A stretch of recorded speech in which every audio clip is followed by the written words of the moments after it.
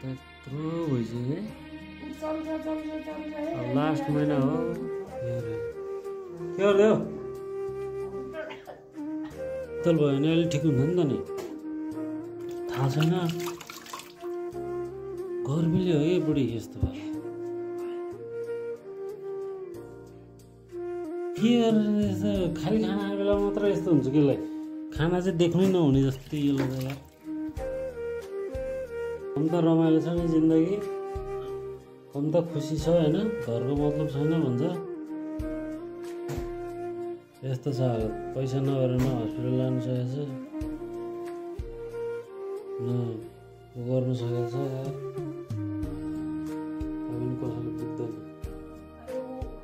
खुसी छ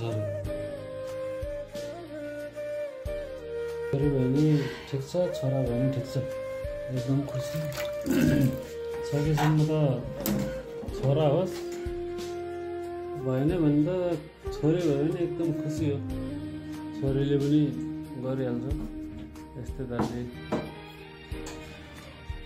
छोरी भयो भने त जुवाइँलाई घर गएर राख्ने होइन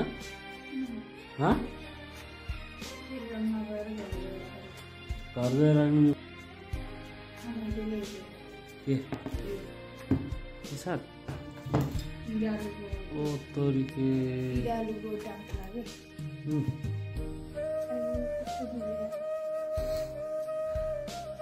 खै उडाल तल चलेरै हो के यत्रो भइसक्यो अब लास्ट महिना हो अब लास्ट महिना हो बुढीको अब के पैसा सैसा छैन कसरी भन्ने कसरी गर्ने उपचार हस्पिटल कसरी लाने मलाई टेन्सन भइरहेको छ अर्को